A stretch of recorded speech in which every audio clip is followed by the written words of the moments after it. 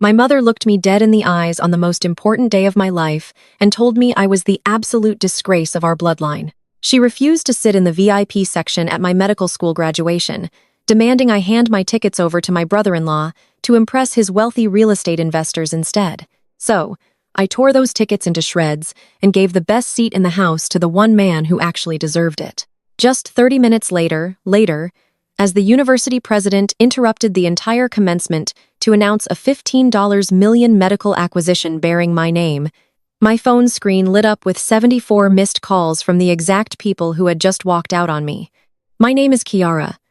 I am 28 years old, and my family has always valued the illusion of success over actual hard work. Before I continue this story, let me know where you are watching from in the comments below. Hit like and subscribe if you have ever had to cut off toxic family members who only loved you when you were useful to their image. The echoing lobby of the university commencement hall was packed with proud families carrying massive bouquets and custom graduation signs. The air smelled of fresh roses and expensive perfumes as generations of families gathered to celebrate their children. I stood near the entrance in my black gown and masterhood, clutching the 2 VIP passes I had earned as a top honors graduate in the rigorous oncology research program. I watched fathers hugging their daughters and mothers wiping away joyful tears. I was waiting for a hug, a smile, or even a basic congratulations. Instead, my mother Vivian marched through the heavy double doors, looking like she was attending a high society gala rather than a college graduation. She wore a tailored cream designer suit, a matching fascinator, and a vicious scowl that could freeze boiling water. She did not greet me. She did not ask how I was feeling today. Vivian simply held out her perfectly manicured hand, palm up, and snapped her fingers twice in my direction. "Give me the 2 VIP passes right now, Kiara," she demanded. Her voice kept at a fierce, venomous whisper, so the other church members gathered in the lobby would not overhear her breaking character. "Trevin needs those seats for the 2 venture capitalists he is pitching his new condo development to. They flew in from Atlanta this morning, and we need to show them that our family commands immense respect in this city." I tightened my grip on the heavy cards, stock tickets, my heart pounding against my ribs. "These are my graduation tickets, Mom. They have my name on them. They are meant for my family to watch me receive my master degree." Vivian rolled her eyes, scoffing loudly enough for a passing family to stop and glance our way. "Do not be selfish today of all days," she hissed, stepping closer. "You are getting a little science project degree that pays a pathetic public servant salary. Nobody in our elite social circle cares about a broke lab rat studying cancer cells. Trayvon is building a massive luxury development. That project is the future of this family. It guarantees our financial legacy and our standing in the community. Dominique needs to look like a proper executive wife today, not a charity case sitting in the general admission bleachers." Right on cue, my older sister Dominique strolled into the lobby arm with her husband Trayvon. Dominique was the undisputed golden child of our household. She was the former pageant queen, the perfect sorority legacy, the woman who married a flashy developer. Trayvon wore a tailored suit paired with a heavy gold watch and designer loafers that screamed newly acquired wealth. He carried himself with the unearned arrogance of a man who believed his own fabricated lies. Dominique looked me up and down her lips, curling into a smirk of pure, unadulterated pity. "You could have at least bought a nicer dress for underneath the gown, Kiara. You look like you just rolled out of a hospital basement." Trevin stepped forward, invading my personal space with a mocking grin. He reached into his jacket pocket, pulled out a crumpled $100 bill, and flicked it onto the polished marble floor right at my feet. "Go buy yourself a nice coffee, little sis." Trayvon laughed, his voice dripping with intense condescension. "Real business is happening today. We are closing a massive deal at the steakhouse across the street in an hour. We need those VIP seats to impress the money men. Hand them over and stop acting like a stubborn child." I looked down at the crumpled bill resting on the floor. My blood boiled as terrible memories rushed back. 3 years ago, Vivian had completely drained the $40,000 from my late grandmother's college fund. That money was legally meant for my tuition and housing. Instead, Vivian used every single penny to pay for Dominique's extravagant destination wedding in Jamaica and to put the massive down payment on Trevin's leased luxury vehicle. They needed to keep up appearances for their wealthy mega-urch congregation at all costs to survive and fund my clinical trials after that brutal betrayal. I had worked grueling night shifts at a hazardous chemical processing plant. I glanced at the faint chemical burn scar on my left wrist. They knew I had suffered. They knew I had starved. They had mocked me for doing dirty manual labor while they posed for magazine covers. They called me foolish for rejecting the easy path of marrying someone wealthy and instead choosing the grueling path of a biomedical researcher. They never understood the value of intellect, only the value of a bank account. I did not cry. I did not raise my voice or throw a useless tantrum. I maintained a deadied, icy calm that instantly wiped the arrogant smirk off Dominique's face. I looked directly into my mother's eyes, refusing to blink or back down. Slowly and deliberately, I raised my hands. I gripped the two heavy VIP passes and ripped them straight down the middle. The sharp sound of tearing thick paper echoed loudly in our small circle. I placed the two pieces together and ripped them again, turning the highly coveted tickets into worthless confetti. I let the shredded pieces flutter down onto the marble floor, watching them land exactly on top of Trevon's crumpled $100 bill. Vivian gasped violently, clutching her chest, as if I had just struck her physically. Her carefully crafted socialite facade completely shattered in an instant. "Are you absolutely insane?" she shrieked entirely, forgetting to lower her voice. Several families nearby turned around to stare directly at the escalating commotion. "You vindictive, jealous little girl," my mother screamed, her face twisting with rage. "You just ruined a major financial opportunity for your own brother-in-law. Because you cannot stand that your sister is vastly more successful than you. You have always been a bitter child, completely incapable of supporting this family." I stood tall, my voice dangerously steady and calm. "I am not giving my earned seats to a pair of strangers so Trevon can play pretend. These tickets were for people who actually supported me. Clearly, nobody in this circle qualifies." Vivian's face contorted with absolute fury. She pointed a trembling manicured finger directly at my face. "We will never stand by you." She hissed, her voice vibrating with pure malice. "You are the disgrace of this family. Do not ever ask us for anything again. You are entirely dead to me." She grabbed Dominique's arm aggressively. Trevon glared at me with pure hatred, stepping over the shredded tickets and his own discarded money before the three of them turned their backs and stormed out of the lobby. They headed to their expensive steakhouse lunch while completely abandoning me on my master degree graduation day. I stood there for a long moment, letting the toxic energy completely leave the room. I refused to let their endless cruelty ruin the tremendous academic milestone I had sacrificed my health and youth to achieve. Then I pulled my phone from my pocket and scrolled down to a favored contact. The phone rang twice before a warm, familiar voice answered the line. "Uncle Jerome," I asked, a genuine smile, finally breaking through my cold exterior. He was the only relative who truly believed in my immense potential. "Are you wearing your good suit today? Because I have a front row seat with your exact name on it, and I am very eagerly waiting for you right now." This was the beginning of the most explosive day of my existence. They thought they had broken me, but they had absolutely no idea what was about to happen next. I ended the call with Uncle Jerome and slipped my phone back into my pocket, letting a deep breath escape my lungs. The grand lobby of the commencement hall was still swarming with joyful families taking photographs, but I no longer felt the crushing weight of my own family abandoning me. I turned my back on the main entrance and walked down the long carpeted corridor toward the designated holding room for the master degree candidates.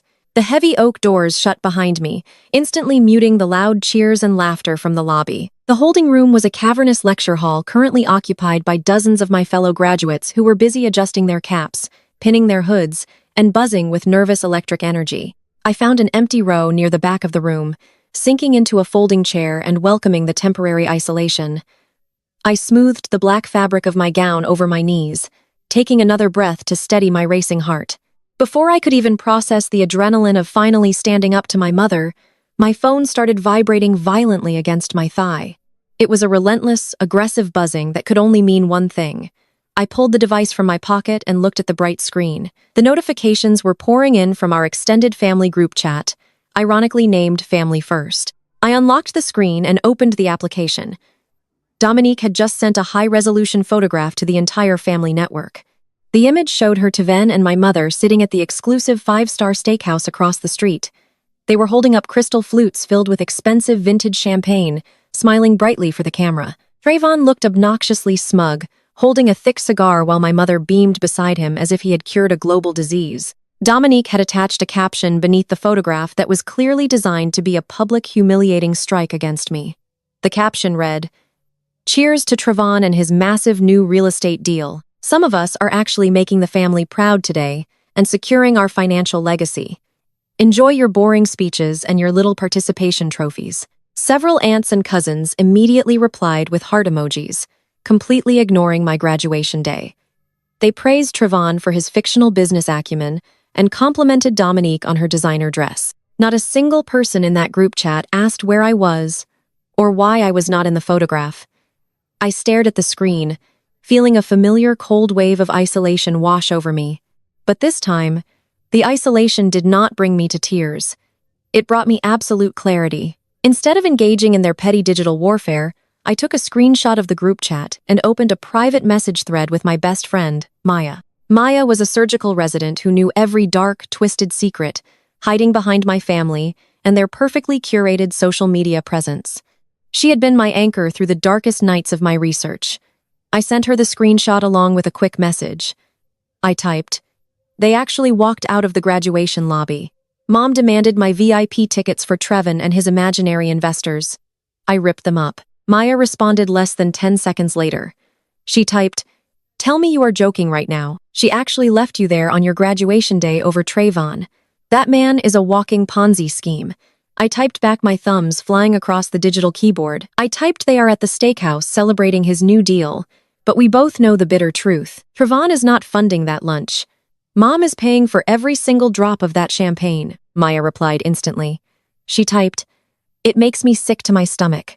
She stole your future to fund their luxury lifestyle. Keep your head up, Kiara. You earned this degree with your own blood and sweat." Reading Maya's words, I looked down at my hands resting in my lap. I traced the faint, uneven edges of the chemical burn scar on my left wrist. While I had briefly thought about the financial betrayal in the lobby, sitting here in the quiet holding room allowed the full weight of my survival to truly settle into my bones. That scar was not just a mark of physical pain.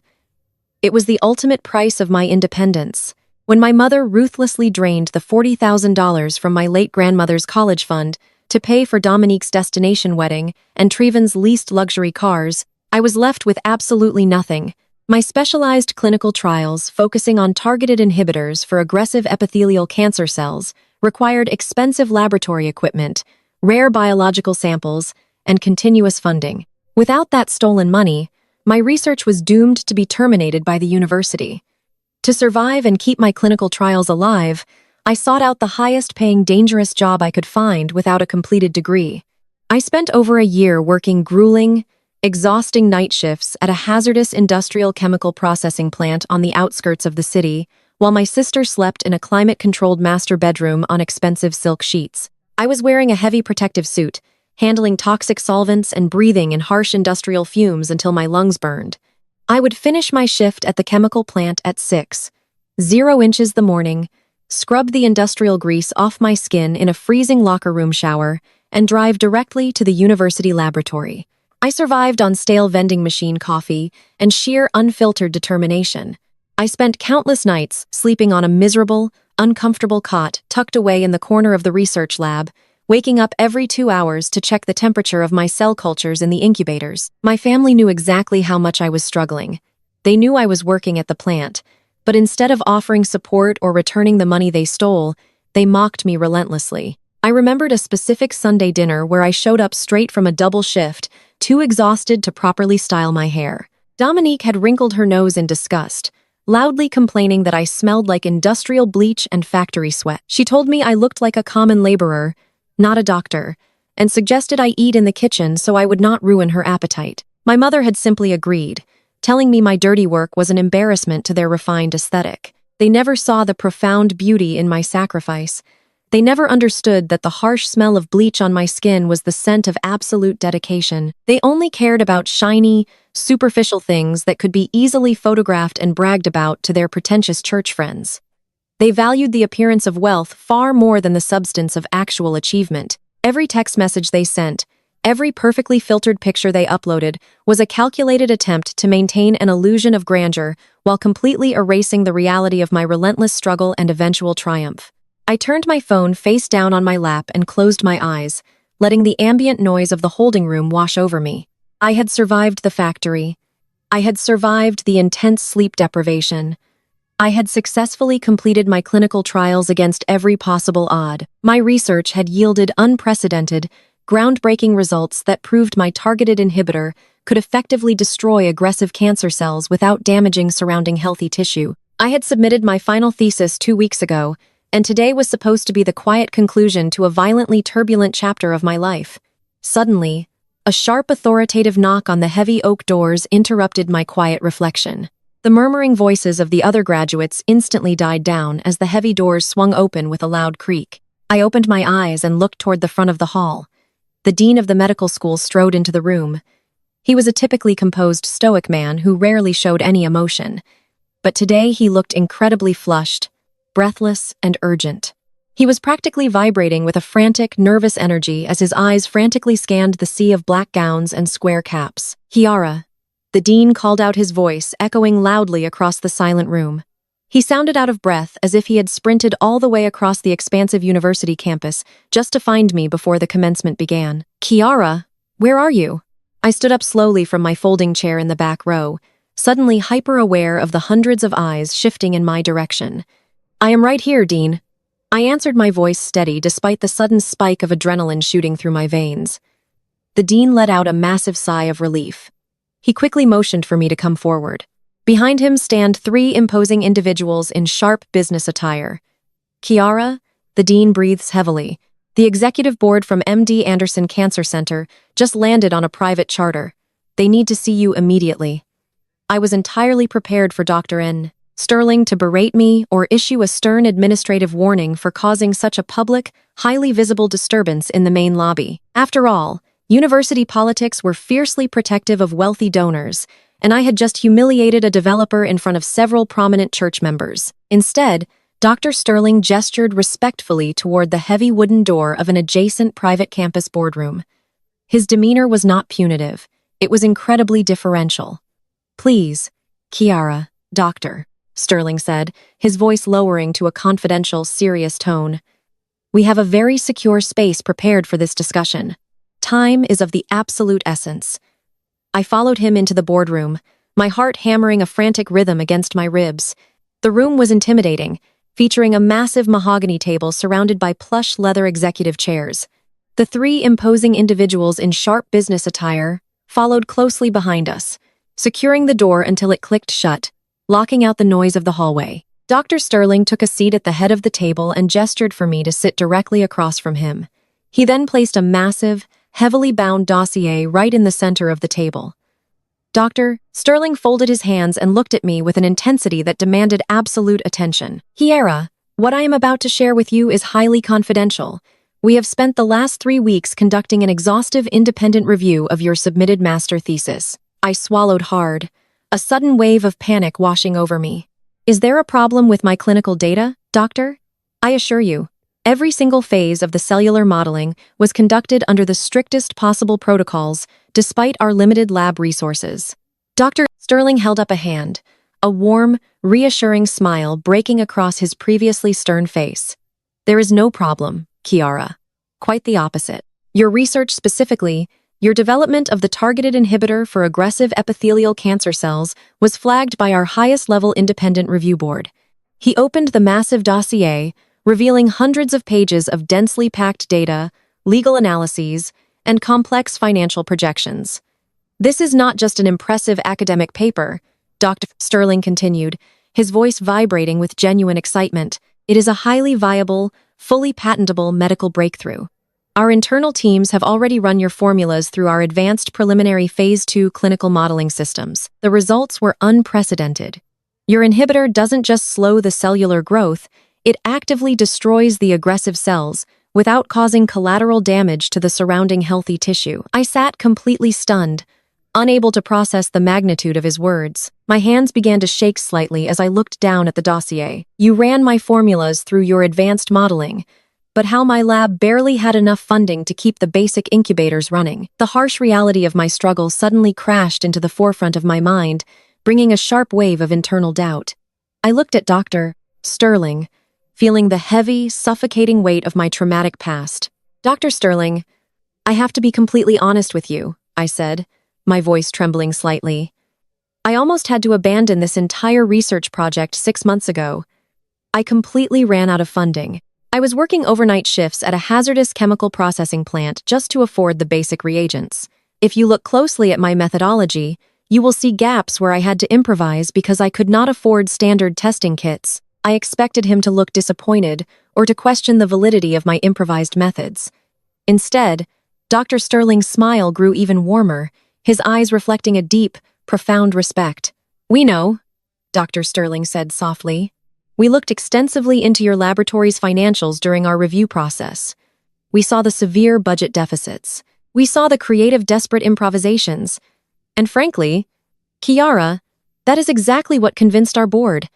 He leaned forward, tapping a specific page in the dossier. "You achieved on a shoestring budget what multi-million-dollar state-of-the-art laboratories completely failed to do. You showed a level of resourcefulness, raw intellect, and relentless dedication that cannot be taught in any classroom. That kind of brilliance is exactly what MD Anderson wants. We do not just want your research. We want the brilliant mind that created it under such impossible pressure." Before I could even formulate a response to this incredible validation, my phone buzzed sharply in my gowned pocket. The jarring sound broke the quiet intensity of the boardroom. I pulled the phone out, intending to silence it, but my eyes caught the preview banner of the incoming text message.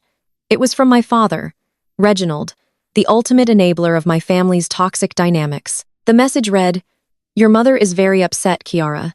You caused a massive scene in the lobby and embarrassed Trayvon in front of important church members. You need to apologize to Trayvon immediately and transfer him $500 for the lunch you ruined. Do not make this worse than it already is. Family comes first." I stared at the glowing screen. For years, a message like that would have sent me into a spiral of guilt and desperate compliance. I would have drained my meager bank account to appease them, sacrificing my own needs to maintain their fragile illusion of harmony. But sitting in this boardroom, looking at the massive dossier representing my undeniable brilliance, the manipulation completely lost its power over me. Without a single word, I deliberately powered my phone off and slid it back into my pocket. I looked back up at Dr. Sterling, my posture straightening, my resolve hardening into solid steel. "I apologize for the interruption, Dr. Sterling. I am completely focused now. Please continue." Dr. Sterling noted the decisive action with a subtle nod of approval. He closed the dossier and clasped to his hands together again. "We have a very specific plan for today's commencement ceremony. Kiara, the university administration has been fully briefed, and they are entirely on board. We have a surprise planned for the ceremony, and you need to be absolutely ready for it." He signaled to one of the executives standing behind him, who stepped forward and handed me a sleek, confidential legal folder. "Inside this folder are the preliminary acquisition documents and your proposed employment contract," Dr. Sterling explained. "Take a few moments to review the terms. Once the ceremony begins, everything in your life is going to change permanently." I opened the folder, my eyes scanning the heavily redacted legal jargon until I reached the highlighted financial summary page. My breath hitched in my throat as I read the numbers printed in bold black ink. It was an astronomical figure, a sum of money that completely defied comprehension. "This," I started to say, but my voice failed me. "This cannot be right. It is entirely accurate, Doctor." Sterling confirmed, standing up from the table. "You have 30 minutes until the ceremony officially begins. Review the documents. Take a deep breath and prepare yourself. Today, the entire world is going to recognize exactly what you have built." Dr. Sterling and his team exited the boardroom, leaving me alone with the heavy legal folder and the crushing realization of my impending victory. I sat in the quiet, expansive room, the ambient hum of the air conditioning the only sound. I thought about the grueling night shifts at the chemical plant, the toxic fumes burning my lungs, and the relentless exhaustion that had plagued my existence for years. I thought about my mother draining my college fund to pay for Dominique's vanity, and Trayvon throwing a $100 bill at my feet just an hour ago. They had tried to bury me under the weight of their own insecurities. They had demanded my submission, expected my failure, and mocked my dedication.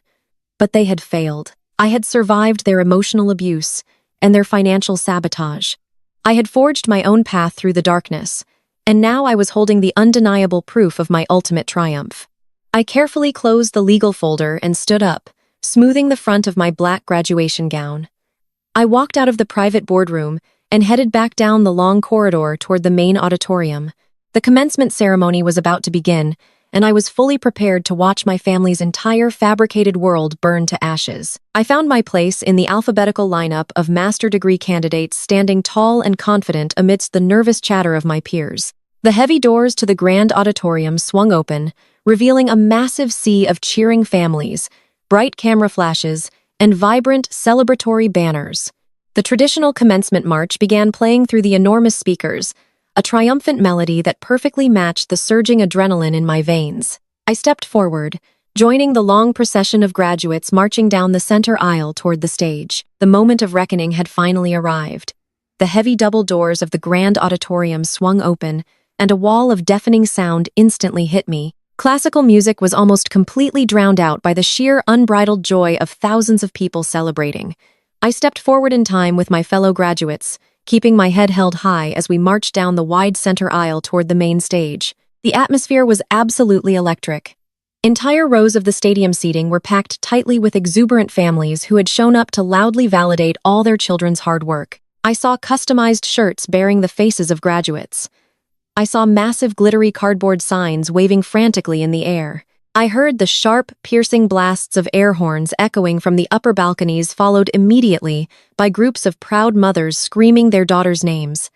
The immense outpouring of love and support was overwhelming, a beautiful testament to the village it usually took to push a dedicated student across the finish line of a rigorous, demanding medical program. I kept my posture rigid, my eyes scanning the designated VIP section near the front of the stage. Every graduate in the honors program had been allocated 6 premium seats. As I marched closer, the stark, painful reality of my situation materialized in front of me. Out of the 6 velvet-lined chairs bearing my nameplate, 5 were completely empty. The plush red fabric of the unoccupied seats stood out like a glaring, undeniable physical manifestation of my family's betrayal. They had actually done it. They had chosen a superficial, heavily financed lunch over my master degree. The visual should have broken my spirit. It should have made me feel entirely worthless, just like my mother, Vivian, intended when she stormed out the lobby. But I did not feel broken. I felt an overwhelming surge of profound gratitude because the 6th seat was not empty. Right in the dead center of my allocated row sat Uncle Jerome. He was my mother's older brother, a retired public high school science teacher, and the absolute antithesis of everything toxic in my bloodline. He was wearing a slightly outdated wide-lapel charcoal suit that he reserved strictly for weddings and funerals. Despite the suit being a decade out of style, it was meticulously ironed, the creases sharp and deliberate. He sat with his back perfectly straight, projecting a quiet, dignified pride that completely eclipsed the empty chairs surrounding him. In his large, weathered hands, he held a single, vibrant bouquet of sunflowers. They were not expensive imported orchids or flashy exotic arrangements. They were sunflowers, the exact same flower his late wife had grown in their small backyard before cancer took her from us 10 years ago. He had brought them specifically to honor her memory and to celebrate my relentless fight against the very disease that had stolen her away from him forever. As the procession line slowed down near the front rows, I found myself pausing just a few feet away from Uncle Jerome. The surrounding noise of the auditorium seemed to fade into a muted hum. He looked at me, his deep brown eyes crinkling at the corners with a smile that conveyed more genuine love than my parents had offered me in my entire 28 long years of life. He gave me a firm, singular nod of absolute approval. I mouthed the words "thank you" to him, my throat suddenly tight with emotion. Looking at him sitting there alone, I felt the heavy, unspoken weight of his monumental sacrifice. 2 years ago, when Vivian ruthlessly drained the $40,000 from my late grandmother's college fund to pay for my older sister, Dominique's vanity wedding, I was ready to drop out. I was exhausted from the factory night shifts and entirely out of options to pay for my final year of advanced laboratory fees. I had gone to Uncle Jerome's modest house just to cry and admit defeat. He had simply listened, brewed me a cup of tea, and told me to go home and sleep. 3 days later, my university account balance was miraculously paid in full. When I rushed to his house to ask how he managed it, I found his driveway completely empty. Uncle Jerome had spent a decade meticulously restoring a vintage 1969 Chevelle. It was his absolute pride and joy, a mechanical masterpiece he had rebuilt with his own hands. piece by painstaking piece. He had quietly sold the classic American muscle car to a private collector overnight just to ensure my clinical trials could continue. He never asked for repayment. He never bragged about his generosity. He explicitly swore me to secrecy, making me promise never to tell Vivian or Reginald because he knew they would somehow find a way to weaponize his financial sacrifice. He traded his most prized possession for my future without a single second of painful hesitation.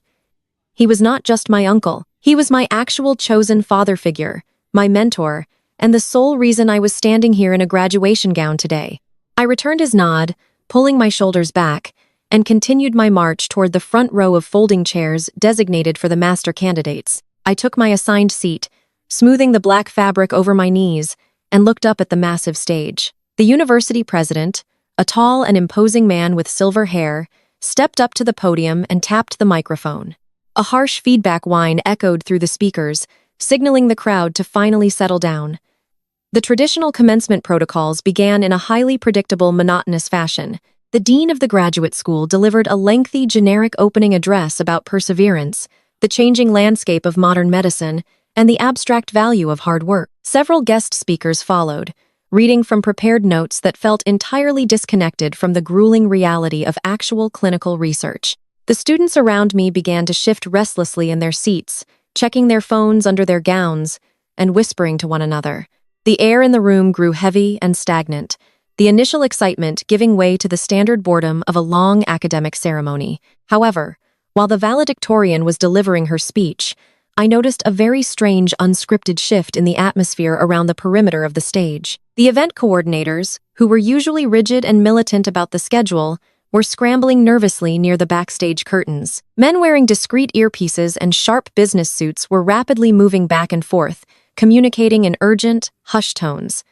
They did not look like university security. They looked like private executive protection. Then I saw the media teams. The university commencement was entirely a private event, occasionally covered by the campus newspaper, but never by major news networks. Yet, right in my peripheral vision, I watched as professional news crews from two of the largest local television stations quietly pushed their way through the side doors. The cameramen were moving with practiced efficiency, silently rolling heavy tripods down the side aisles and positioning their high-definition broadcast cameras to get a clear, unobstructed angle of the main podium. Red recording lights blinked on, indicating they were establishing a live satellite feed. A wave of confused whispering rippled through the rows of seated graduates. The girl sitting next, a brilliant epidemiology student, leaned over and nudged my arm. "What is going on over there?" she whispered, nodding toward the television crews. "Did a celebrity decide to show up or something?" They never bring live broadcast cameras to the graduate commencement. I kept my eyes fixed on the side of the stage, my heart beginning to hammer a frantic rhythm against my ribs all over again. I saw Dr. Alistair Sterling standing in the shadows of the heavy red velvet curtain. He was holding the same massive bound dossier he had shown me in the private boardroom just 30 minutes earlier. He caught my eye and gave me a very subtle, deliberate, knowing nod. "I do not think it is a celebrity." I whispered back, my voice barely audible over the valedictorian speech.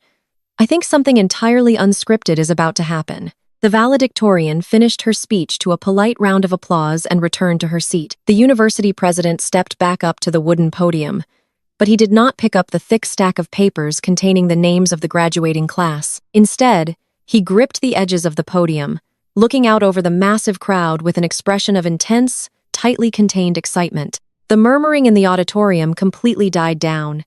Even the families in the upper balconies sensed the sudden dramatic shift in the program. The standard script had been entirely thrown out the window. The exact moment Dr. Sterling stepped out from behind the heavy velvet curtain and walked toward the center of the brightly lit stage, I knew my family's fabricated reality was about to be permanently destroyed on live television.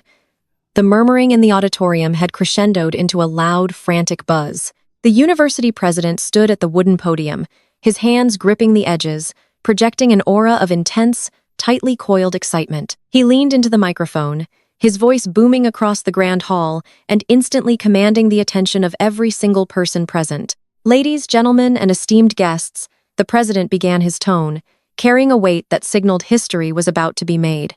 "Before we proceed with the conferral of the master degrees, I must announce a very brief but absolutely monumental deviation from our standard commencement program. A collective gasp rippled through the thousands of seated families. My heart hammered against my ribs loud enough that I thought the graduate sitting next to me could hear it. I kept my eyes fixed on the stage, my posture rigid, refusing to let the overwhelming anxiety show on my face. The president continued, his voice swelling with immense institutional pride. Today, this university is not merely celebrating the academic achievements of our students. We are celebrating a historic, unprecedented partnership that will forever change the trajectory of modern medicine. It is my profound honor to announce that our institution has officially partnered with the world-renowned MD Anderson Cancer Center for a groundbreaking acquisition. The auditorium erupted in shocked whispers. The local news crews positioned strategically at the edges of the stage immediately adjusted their heavy broadcast cameras. The bright glaring lights of the television equipment flooded the front rows, capturing the stunned expressions of the faculty and the students. This was no longer just a graduation ceremony. It was a live statewide news event. To explain the magnitude of this historic acquisition, the president said, stepping back from the podium, I invite Dr. Alistair Sterling, Chief of Oncology and Lead Executive at MD Anderson, to the stage. Dr. Sterling walked out from behind the heavy red velvet curtain.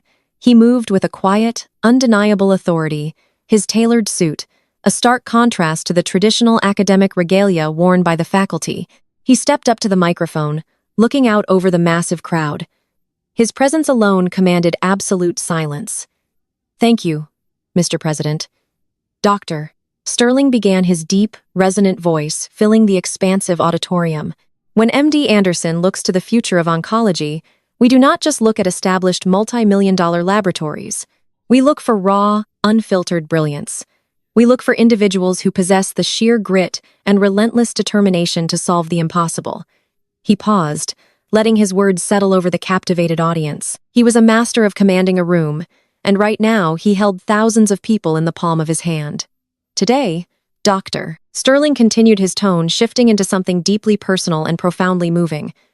I want to speak about excellence, specifically Black excellence in the medical field. I want to speak about what it means to overcome insurmountable odds, to face systemic barriers, and to refuse to accept failure as an option. He looked directly at the section where the master candidates were seated. I felt the heat of the television camera lights shifting in our direction. We recently reviewed a thesis submitted by a student in this very graduating class. Dr. Sterling said, his voice rising with passionate intensity. This student did not have the backing of a massive corporate grant. This student did not have access to state-of-the-art automated testing equipment. What she had was a brilliant mind and unmatched work ethic, and a targeted inhibitor for aggressive epithelial cancer cells that is going to fundamentally change the landscape of modern oncology. The crowd was completely silent, hanging on to his every word. I could feel the eyes of my fellow graduates darting around, wondering who he was talking about. I kept my gaze locked on Dr. Sterling, my hands trembling slightly in my lap. I thought about the grueling night shifts at the chemical plant, the toxic fumes, the endless exhaustion, and the cruel, dismissive words my mother had spat at me just hours ago. You are the disgrace of this family. This student's research, Dr. Sterling announced, his voice booming through the speakers, has already passed preliminary Phase 2 clinical modeling with unprecedented success. It is a viable, patentable medical breakthrough that will save countless lives. He stepped out from behind the podium, holding a sleek, confidential legal folder, the exact same folder I had reviewed in the private boardroom. It is my absolute honor, Dr. Sterling said, his eyes finding mine in the crowd, to call to the stage the brilliant mind behind this historic breakthrough. Kiara, please come forward. The shockwave that hit the auditorium was instantaneous and deafening. The crowd erupted into a massive, thunderous roar of applause. The students sitting around me gasped, their heads snapping in my direction as I slowly stood up. The flashing lights of the television cameras swung wildly, blinding me for a split second as they focused entirely on my face. I stepped out of the row, my black gown flowing behind me. My legs felt strangely numb, but I forced myself to walk with measured, deliberate confidence down the center aisle toward the stage. The applause grew louder with every step I took. I could hear my professors cheering, some of them standing up from their seats in the faculty section. As I walked, my mind briefly flashed to my mother Vivian, my sister Dominique, and my brother-in-law Trevon. They were likely sitting in that pretentious five-star steakhouse right now, sipping their expensive champagne and toasting to Traven's fraudulent real estate deals. I imagined them glancing up at the large television screens above the bar, expecting to see sports highlights or local weather, only to see my face broadcast live across the state. I imagined the champagne glasses slipping from their hands, shattering on the floor as they realized the broke lab rat they had just abandoned was currently standing at the absolute pinnacle of success. I reached the wooden stairs leading up to the stage and climbed them steadily. Dr. Sterling met me halfway, extending his hand. I shook it firmly, turning to face the massive, cheering crowd. The blinding television lights were hot against my skin, but I did not flinch. I looked out over the sea of faces, my eyes immediately seeking out the VIP section. Uncle Jerome was standing up, tears streaming freely down his weathered cheeks. He was holding his simple bouquet of sunflowers high above his head, waving them frantically in the air. He did not care about decorum or looking dignified in that moment. He only cared about celebrating the niece he had sacrificed everything to protect. Seeing him standing there alone amidst the 5 empty chairs my family had abandoned fortified the steel in my spine. Doctor, Sterling turned back to the microphone, raising his hand to quiet the roaring crowd. It took nearly a full minute for the applause to die down. Kiara, Doctor, Sterling said, his voice echoing in the sudden quiet. MD Anderson is not just acquiring your research today. We are investing in your future. He opened the sleek legal folder and pulled out a single, heavily embossed document. The cameraman at the edge of the stage zoomed in, capturing the moment for the live broadcast. Ladies and gentlemen, Dr. Sterling announced, his voice ringing with undeniable triumph. I am thrilled to officially announce that MD Anderson has purchased the exclusive rights and patents to Kiara's research for a total acquisition value of $15 million. The collective gasp from the audience was so loud it sounded like a physical wave crashing against the walls of the auditorium. The massive digital screens behind the stage, which had previously displayed the university logo, suddenly switched graphics. The number $15 million was projected in massive bold font hovering directly above my head for the entire world to see. But Dr. Sterling was not finished. He held up a hand, demanding silence once more. The crowd, desperate to hear what else could possibly happen, immediately hushed. Furthermore, Dr. Sterling continued, turning to look directly at me. We do not just want Kiara's research. We want her leadership. It is my distinct privilege to announce that Kiara has accepted the position as the youngest independent director of oncology research at our Houston headquarters. She will receive full creative control over her own state-of-the-art laboratory fully funded by our institution. The auditorium exploded again. The applause was no longer polite or ceremonial. It was a wild, raucous celebration of a completely unscripted, life-changing victory. I stood on the stage, the $15 million figure glowing brightly behind me, the television cameras broadcasting my triumph to every screen in the city. I looked out at the crowd, the blinding lights, and the overwhelming support. I had done it. I had survived the toxic manipulation, the financial sabotage, and the cruel abandonment. I had built an empire from the ashes of their betrayal, and as the applause washed over me, I knew that in the fancy steakhouse across the street, my family's fabricated, pretentious world was currently burning to the ground. They had called me a disgrace, but I was the one standing on the stage holding a $15 million contract while they watched from a distance, completely powerless to stop my rise. Section 6. Exactly 1,500 words. The deafening explosion of applause and cheers in the grand auditorium felt less like a celebration and more like a physical shockwave, validating every agonizing struggle I had endured. Dr.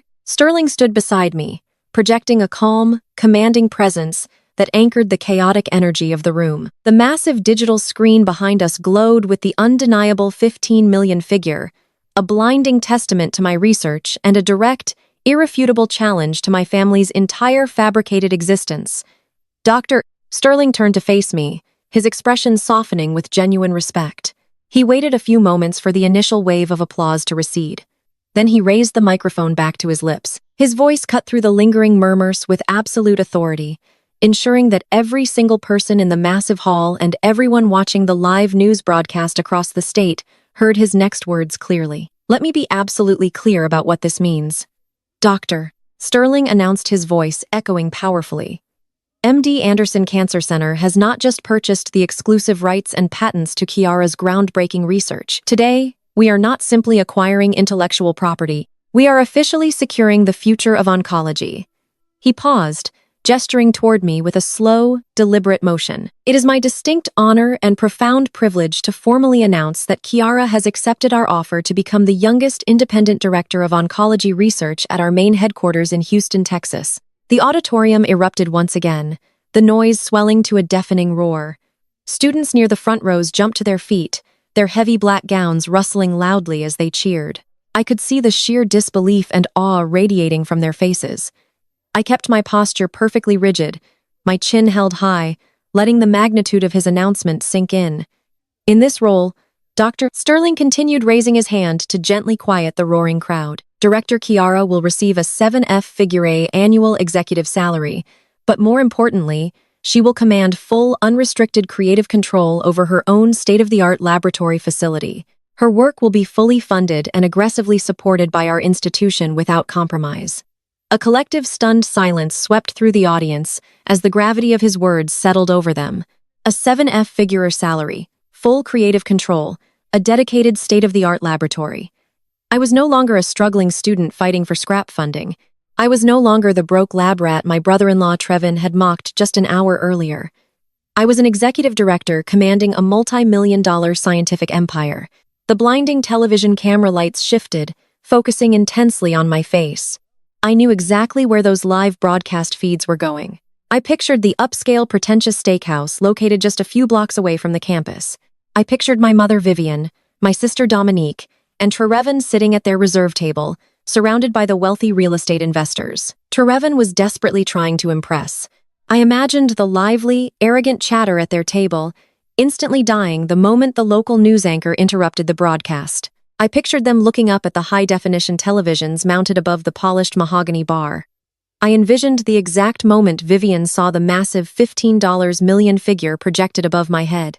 I could almost hear the sharp, shattering sound of Dominique dropping her expensive crystal champagne flute onto the hardwood floor, the bubbly liquid spilling everywhere, as she realized the sister she had spent her life belittling was now wealthier and vastly more powerful than she could ever hope to be. Trevon, who had thrown a crumpled $100 bill at my feet and commanded me to buy coffee, was currently witnessing me secure a massive cash-heavy acquisition and a prestigious executive title. His fabricated real estate empire, built entirely on heavily leveraged debt and fragile social connections, was utterly dwarfed by my tangible, undeniable achievement. Their entire carefully curated reality was burning to ashes on live television, and I was the one holding the match. "Kiara," Dr. Sterling said gently, snapping my attention back to the present moment. He extended the microphone toward me. "The floor is entirely yours." I took the microphone, my fingers gripping the cool metal. The auditorium was incredibly silent now, thousands of people waiting with bated breath to hear what I had to say. I looked out over the massive sea of faces past the glaring camera lights and focused my gaze directly on the VIP section near the front. Out of the 6 velvet-lined chairs allocated to my family, 5 remained glaringly empty. But right in the center sat Uncle Jerome. He was no longer sitting perfectly straight. He was standing up, tears streaming freely down his weathered cheeks, his chest heaving with silent, overwhelming emotion. He held his simple bouquet of sunflowers high above his head, waving them frantically. He did not care about looking dignified. He only cared about celebrating this monumental victory. "Thank you, Dr. Sterling," I began, my voice remarkably steady, echoing clearly through the massive speakers. "And thank you to MD Anderson for recognizing the profound value of this research." I took a slow, deliberate breath, looking directly into the primary broadcast camera. "They say it takes a village to raise a child and to build a successful career. They say that family is the foundation of every great achievement. But sometimes the village turns its back on you. Sometimes you are explicitly told that you are a failure, a disgrace simply because your dreams do not fit into a perfect Instagram-ready aesthetic." A murmur of surprised understanding rippled through the audience. I was breaking the cardinal rule of graduation speeches. I was not delivering a sanitized, grateful monologue thanking my parents. I was telling the raw, uncomfortable truth. To survive and fund this research, I continued, my voice carrying a fierce, unyielding clarity. I worked grueling, exhausting night shifts at a hazardous chemical processing plant. I breathed in toxic fumes and slept on a miserable cot in the corner of a freezing laboratory.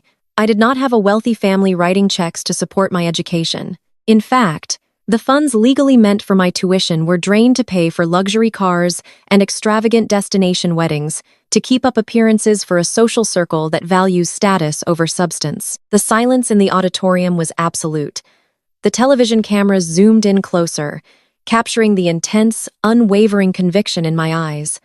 I knew my mother was watching. I knew she was currently experiencing a complete and utter meltdown as I exposed her financial abuse to the entire state. But I did not stand alone, I said, my voice softening as I looked back toward the VIP section. There is one person who saw my potential when everyone else demanded my submission. There is one man who silently sacrificed his own dreams to ensure mine could survive.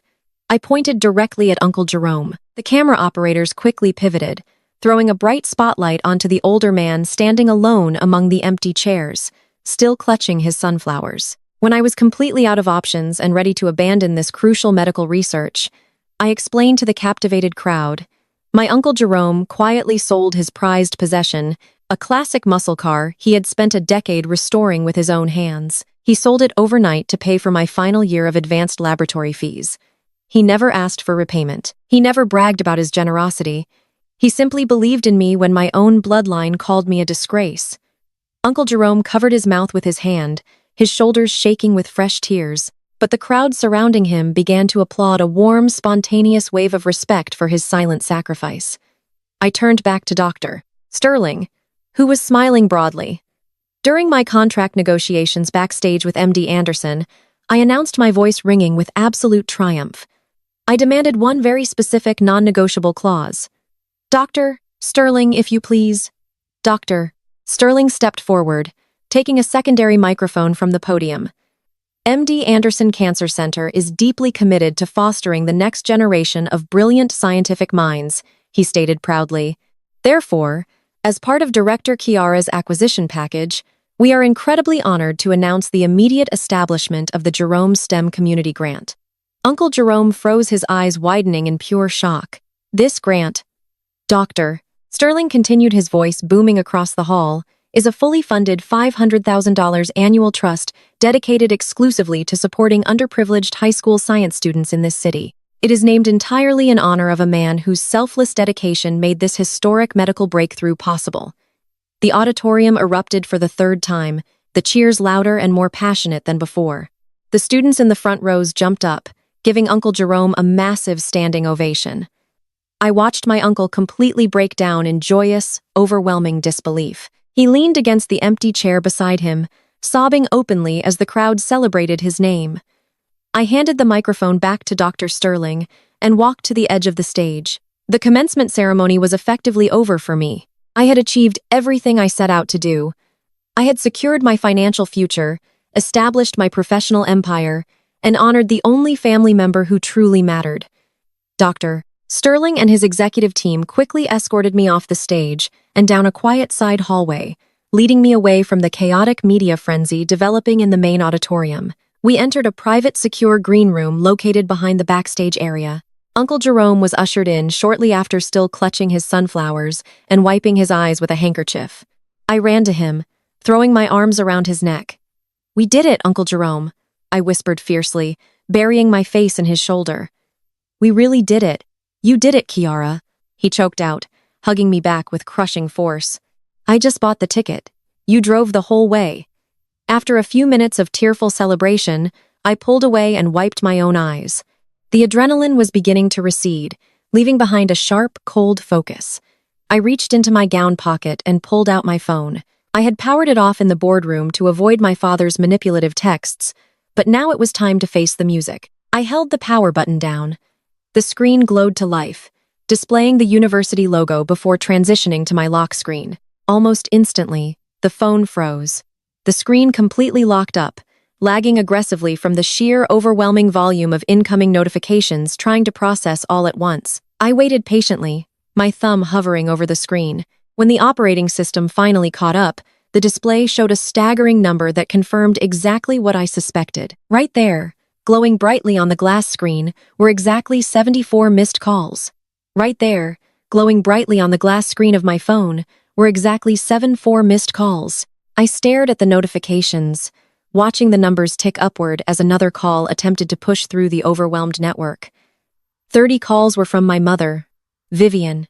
24 calls were from my sister, Dominique. 20 calls were from my brother-in-law, Trevon. The sheer naked panic radiating from the digital display was absolutely intoxicating. They were desperately trying to reach the daughter they had completely abandoned just a few hours earlier. But to truly understand the magnificent severity of their current meltdown, and why my phone was now vibrating like a frantic distress signal, I have to take you back exactly 30 minutes. I need to take you back to the brightly lit stage of the Grand Auditorium, to the exact moment Dr. Alistair Sterling handed me the microphone in front of thousands of people. When my fingers curled around the cool metal of the microphone, the massive auditorium went completely undeniably dead silent. The kind of silence that feels heavy thick with intense anticipation. Every single person in the room, from the faculty sitting behind me to the families packed into the highest balconies, was holding their breath. The red recording lights of the local television broadcast cameras were fixed squarely on my face, beaming my image live across the entire state. In a traditional expected commencement speech, this would be the exact moment a successful graduate profusely thanked their loving parents. This would be the moment I wept tears of gratitude for my mother and sister, thanking them for their unwavering support and boundless encouragement. I did not do that. I did not thank my parents. I did not mention my sister Dominique or her arrogant husband Trevon. I completely and deliberately erased them from my narrative, just as they had continuously tried to erase my worth from their lives. I looked past the blinding stage lights and stared directly into the lens of the primary news camera. I wanted my voice to carry straight into the expensive steakhouse where my family was currently dining.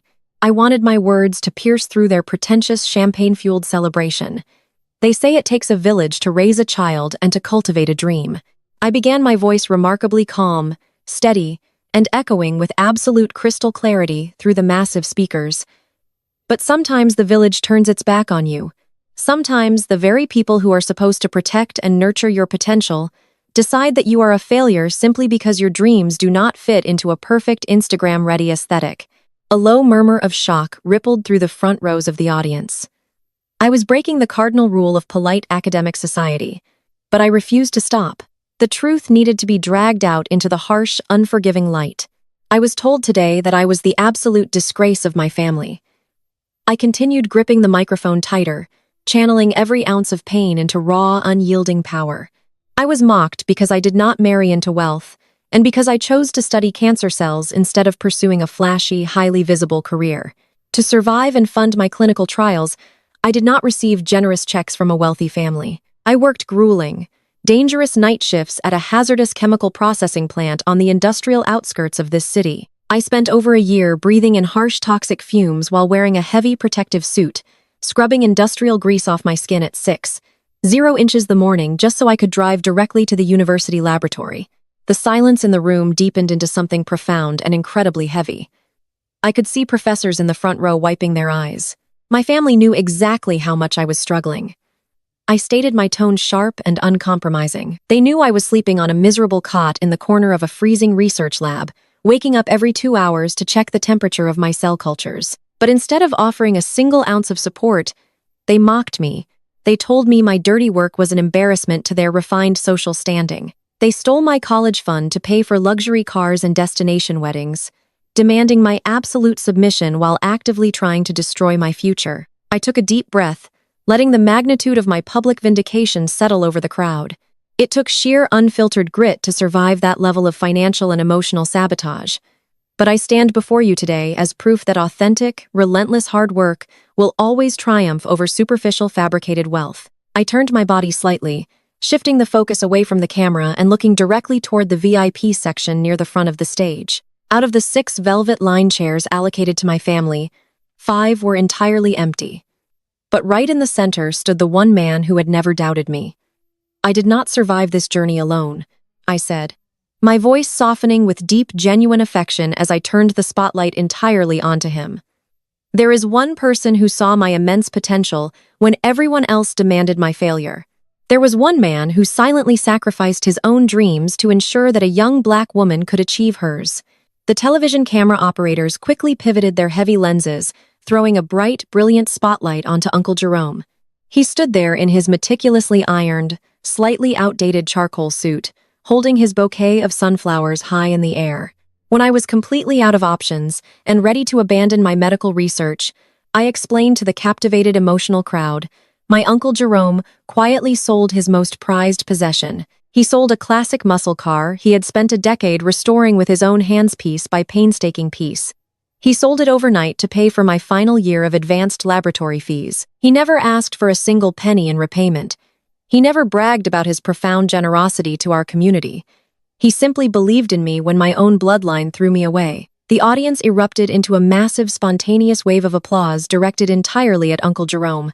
The older man covered his mouth with his weathered hand, his shoulders shaking as tears streamed down his face.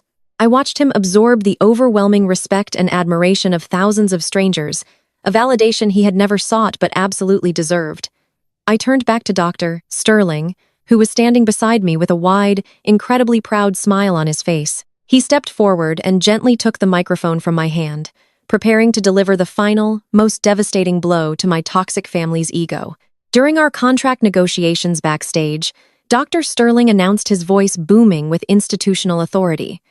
Director Kiara did not ask for a larger signing bonus or more vacation time. She demanded one very specific, non-negotiable clause before she would sign the $15 million acquisition agreement. MD Anderson Cancer Center is deeply committed to fostering the next generation of brilliant, diverse scientific minds. Therefore, it is my absolute distinct privilege to announce the immediate establishment of a brand new philanthropic initiative. Dr. Sterling looked directly at Uncle Jerome, his expression filled with immense professional respect. Today, we are officially launching the Jerome STEM Community Grant. Dr. Sterling declared, his words echoing powerfully across the grand auditorium. This is a fully funded $500,000 annual trust dedicated exclusively to supporting underprivileged high school science students in this city. It is designed to ensure that no brilliant mind ever has to abandon their research due to a lack of financial support, and it is named entirely in honor of a man whose selfless, quiet dedication made this historic medical breakthrough possible today. The auditorium completely exploded. The cheers were deafening, a wild, raucous celebration that shook the very foundation of the building. I watched as Uncle Jerome completely broke down in joyous, overwhelming disbelief. He leaned heavily against the empty chair beside him, sobbing openly as the crowd around him stood up to honor his name. The television cameras captured every single second of his raw, beautiful emotion, broadcasting his triumph across the entire state. That was the exact moment the absolute gravity of my success was cemented into history. That was the moment I knew my mother, sister, and brother-in-law were watching their televisions in sheer, unadulterated horror, realizing that the man they constantly dismissed had just been immortalized while they were publicly exposed as greedy, abusive frauds. The memory of that magnificent stage triumph faded as I pulled my focus back to the present moment. I was sitting in the quiet, secure green room backstage, the heavy oak doors locking out the chaos of the press and the cheering crowds. Uncle Jerome was sitting beside me on a plush leather sofa, still clutching his sunflowers, wiping his eyes with a crisp cotton handkerchief. I looked back down at my glowing phone screen, staring at the 74 missed calls. The timeline made perfect sense now. The calls had started pouring in the exact second. Dr. Sterling announced the $15 million acquisition on live television, and the frantic messages had rapidly multiplied during my speech exposing their financial abuse. My mother's desperate attempts to reach me were not driven by love or pride. They were driven by pure, absolute panic. I unlocked my phone, navigating to the voicemail application. The digital inbox was completely full. I looked at Uncle Jerome, a cold smile spreading across my face. I was fully prepared to listen to their pathetic, desperate lies, and I was entirely ready to set the final trap that would financially and socially execute them once and for all. Right there, glowing brightly on the glass screen of my phone, were exactly 74 missed calls. I stared at the notifications, watching the numbers tick upward as another call attempted to push through the overwhelmed network. 30 calls were from my mother, Vivian. 24 calls were from my sister, Dominique. 20 calls were from my brother-in-law, Trevon. The sheer naked panic radiating from the digital display was absolutely intoxicating.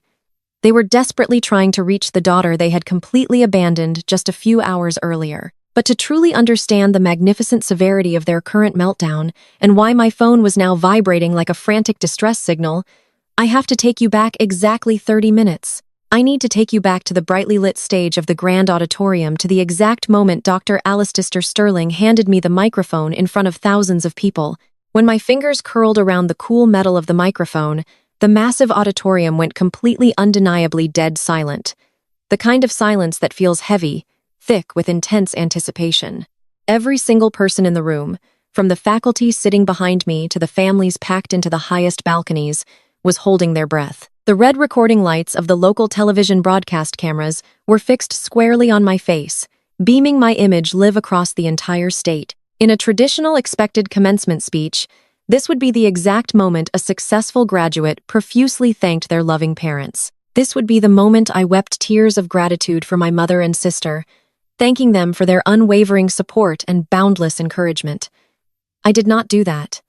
I did not thank my parents. I did not mention my sister Dominique or her arrogant husband Trevin.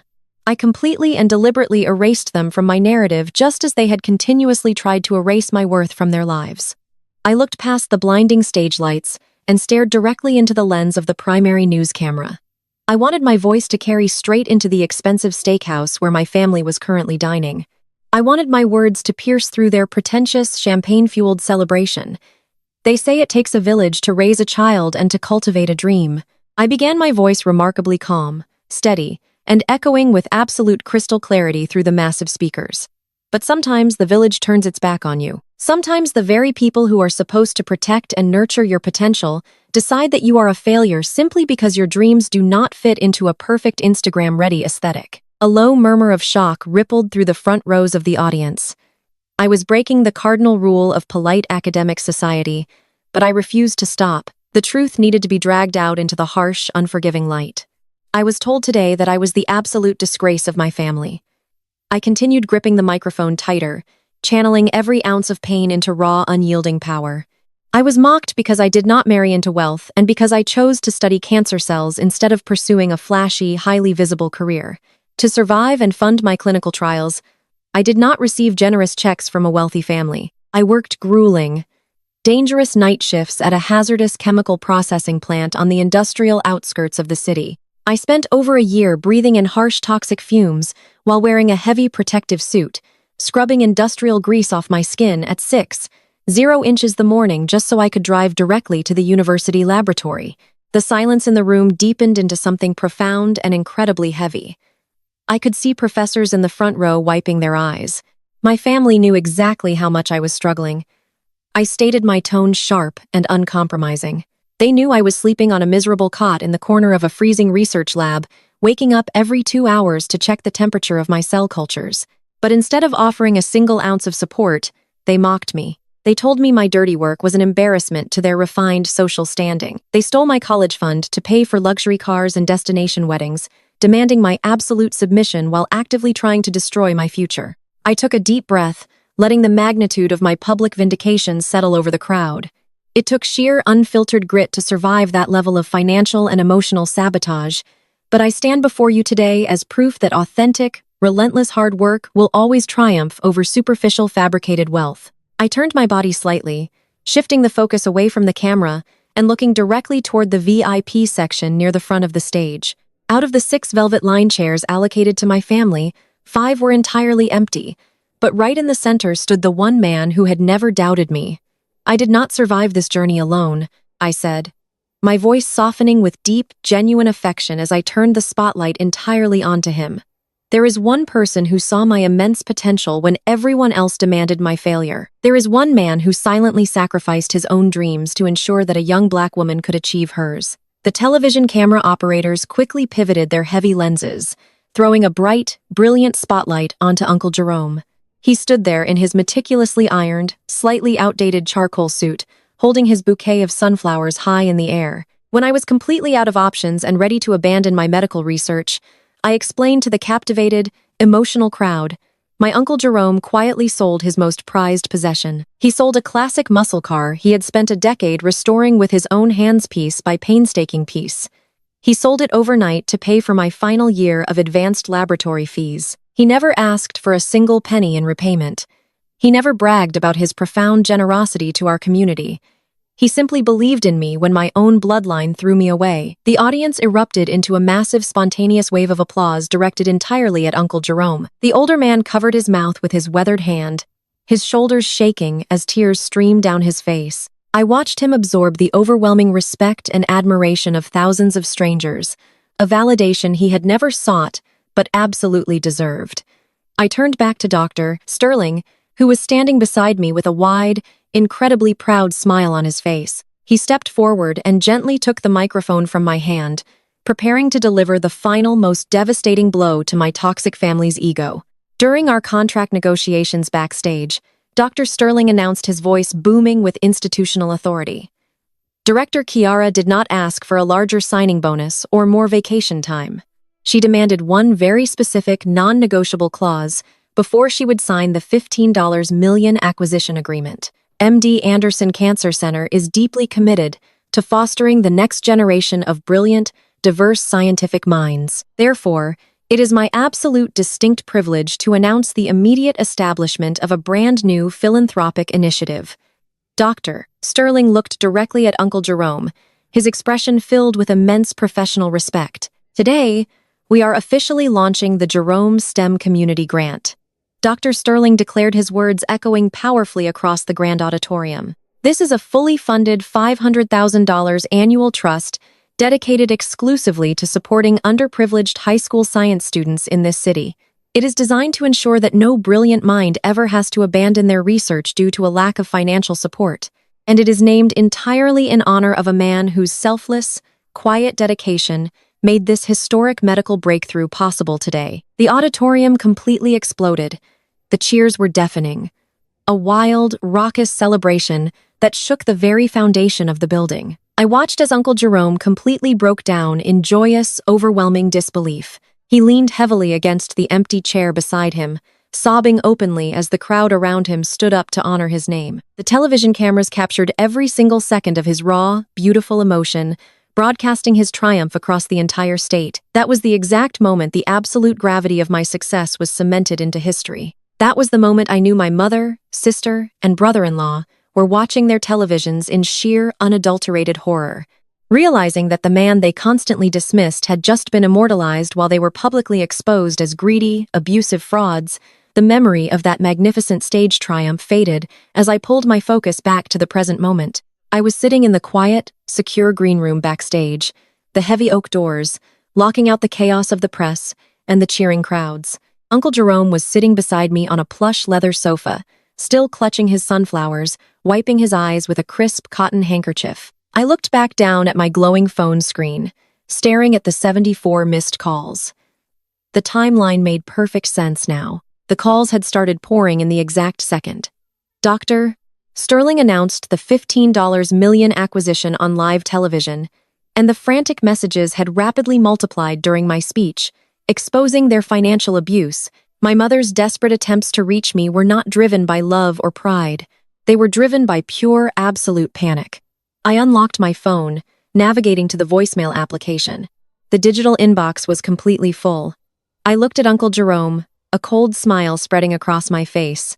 I was fully prepared to listen to their pathetic, desperate lies, and I was entirely ready to set the final trap that would financially and socially execute them once and for all. Right there, glowing brightly on the glass screen of my phone, were exactly 74 missed calls. I stared at the notifications, watching the numbers tick upward as another call attempted to push through the overwhelmed network. 30 calls were from my mother, Vivian. 24 calls were from my sister, Dominique. 20 calls were from my brother-in-law, Trayvon.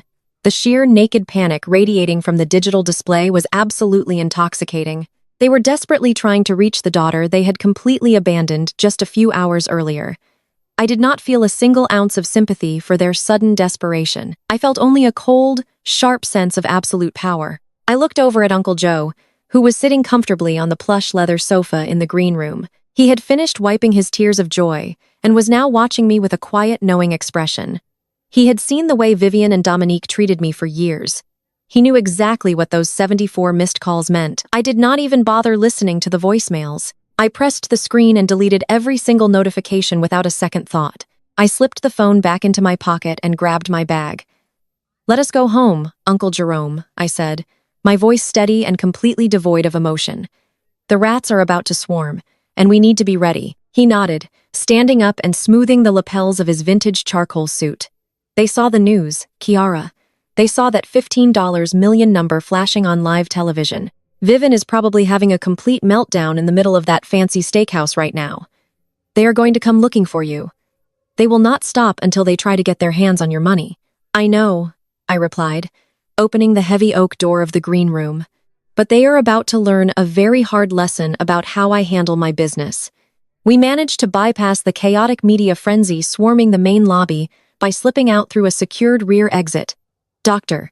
Sterling had arranged for a private campus security guard to escort us directly to the faculty parking garage. The cool evening air felt incredibly refreshing against my skin after the intense heat of the stage lights. We climbed into Uncle Jerome's reliable 10-year-old sedan. As he started the engine and pulled out of the parking structure, the adrenaline from the commencement ceremony began to fade, replaced by a sharp, calculating focus.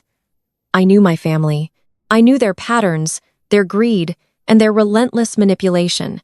They would not just call and apologize. They would strategize.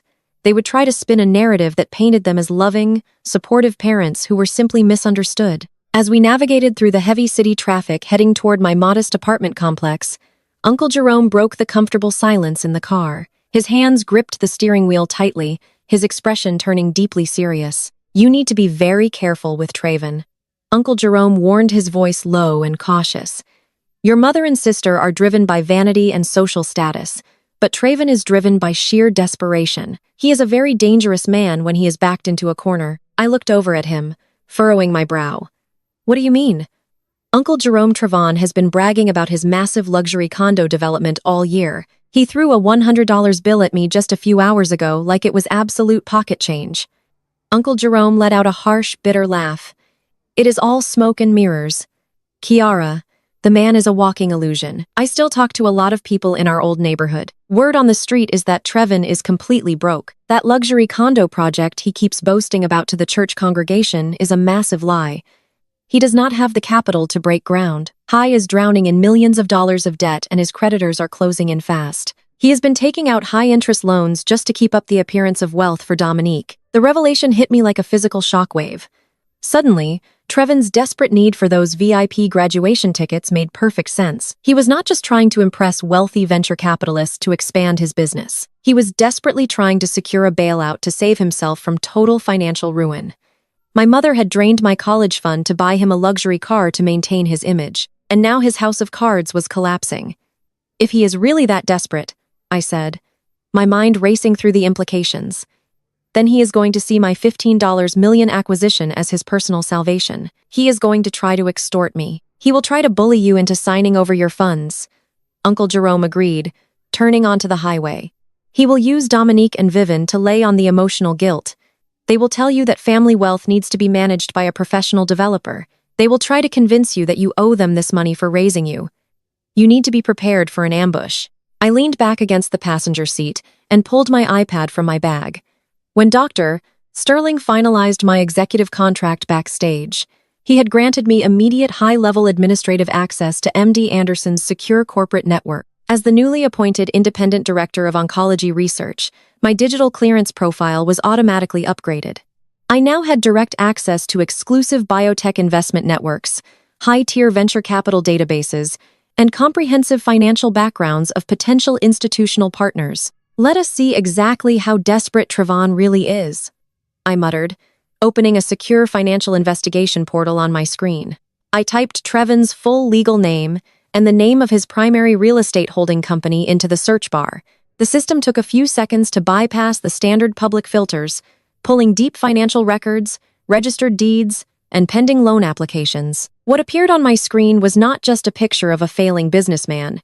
It was a digital map of a massive, reckless criminal enterprise. I scrolled through the restricted financial filings, my eyes widening with every single document I uncovered. Uncle Jerome was absolutely right. Trevin was completely broke, but the reality was far more sinister than simple debt.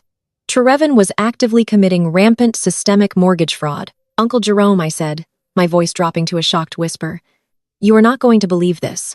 What did you find? He asked, keeping his eyes on the road. He is not just drowning in debt. I explained quickly, downloading the PDF files directly to my encrypted local storage. Trevon has been taking out multiple overlapping commercial loans on properties he does not even legally own. He has forged property deeds and used them as collateral to secure millions of dollars from private lenders. The luxury condo project on 4th and Elm Street is in active foreclosure. The bank is seizing the property next week. Uncle Jerome shook his head in disgust. Mortgage fraud, the man is going to end up in federal prison. It gets worse. I continued, my fingers flying across the screen as I traced the digital paper trail. Because his traditional credit lines are completely frozen, he started looking for alternative funding. He submitted a desperate application for a $4 million commercial bailout loan last week. He tried to disguise it as a biomedical facility development project to qualify for specialized healthcare grants. I opened the specific loan application file, my heart stopping dead in my chest as I read the name of the venture capital firm Trevon had applied to. The sheer beautiful irony of the situation was almost too perfect to comprehend. Uncle Jerome, I said, a slow, cold smile spreading across my face. Do you know where Trevon applied for this fraudulent $4 million bailout loan? Where? The Apex Biomed Venture Fund. I read aloud, highlighting the corporate letterhead on my screen. Uncle Jerome glanced at me confused. What does that mean, Kiara? Apex Biomed is a specialized venture capital subsidiary. I explained the pieces of my ultimate victory clicking perfectly into place. It is entirely owned and operated by the very research investment group that MD Anderson just partnered with. As part of my $15 million acquisition package, Dr. Sterling appointed me to head the internal review board for all new biomedical infrastructure investments in this region. Uncle Jerome hit the brakes slightly, turning to look at me with wide eyes. Are you saying what I think you are saying? I am saying that Twen's fraudulent $4 million loan application is currently sitting in a digital queue waiting for executive approval. I confirmed, my voice ringing with undeniable triumph, and I am the specific executive director assigned to review, approve, or deny his application directly tonight. The ambush was set, but they had absolutely no idea I was holding the match. Uncle Jerome parked his reliable sedan in my designated spot at the back of the lot. As we walked toward the brightly lit glass entrance of my modest apartment building, I could clearly see their massive leased luxury SUVs parked aggressively right in the front loading zone. They had practically barricaded the entrance, treating my building with the same arrogant entitlement they applied to every other aspect of their lives. I squared my shoulders, feeling the heavy, comforting presence of Uncle Jerome right beside me. I swiped my key fob against the security scanner, and the sliding glass doors opened with a soft, mechanical hum. We stepped into the lobby. Standing directly in front of the main elevator bank was the entire toxic ensemble. My mother Vivian, my father Reginald, my sister Dominique, and my brother-in-law Trevon were huddled together, shifting anxiously on their feet. The visual was almost tragically comical. Earlier today, they were dripping in designer brands and sipping vintage champagne at a 5-star steakhouse, looking down their noses at the rest of the world. Now, they were standing in the lobby of a middle-class apartment building, holding a handful of cheap, deflated Meyer balloons clearly purchased from a corner gas station. Trevon was holding a generic store-bought sheet cake in a plastic container. They had not even bothered to order something special. They just grabbed whatever was available on their frantic drive over here to secure the bag. The moment the lobby doors closed behind me, Vivian's head snapped in my direction. Her eyes widened with a frantic, desperate kind of greed that made my stomach churn. She instantly morphed into the role of the devoted, adoring matriarch. My brilliant daughter, Vivian squealed, her voice echoing shrilly across the tiled lobby. She rushed forward, throwing her arms wide open, her face plastered with a wide, manic smile. Oh, Kiara, we saw the news broadcast. We are just so incredibly proud of you. I knew you were destined for absolute greatness. She lunged forward to wrap me in a tight, performative embrace. I did not flinch, and I certainly did not welcome her. I simply took one swift, deliberate step backward. Vivian stumbled slightly, her arms wrapping around empty air. She caught her balance, her fake smile faltering for a fraction of a second before she desperately tried to pin it back on her face. "Do not touch me," I said, my voice completely devoid of warmth. I looked at the four of them with absolute, unadulterated disgust. "You do not get to play the proud mother now. You told me I was the absolute disgrace of this family exactly 4 hours ago. You told me I was entirely dead to you because I refused to give up my graduation seats so Trevin could play a fake real estate mogul. Vivian clasped her hands together, pressing them against her chest in a gesture of mocked heartbreak. Kiara, baby, you misunderstood. I was just overwhelmed with the stress of the day. You know how much pressure we are under to maintain the family image in the community. I never meant those words. You meant every single syllable. I shot back, stepping closer and forcing her to look me in the eyes. You demanded I hand over my VIP tickets. And Trayvon. I pivoted my gaze to my brother-in-law who was sweating profusely under the lobby lights. You threw a crumpled $100 bill at my feet. You told me to go buy a coffee because nobody cares about a broke lab rat. You told me real business was happening at your steakhouse lunch. I gestured toward the pathetic plastic cake container in his trembling hands. Is this your idea of real business? Trayvon ambushing me in my apartment lobby with a discount grocery store cake. The second you find out my net worth is $15 million. Dominique crossed her arms, her face twisting with an ugly, barely concealed jealousy.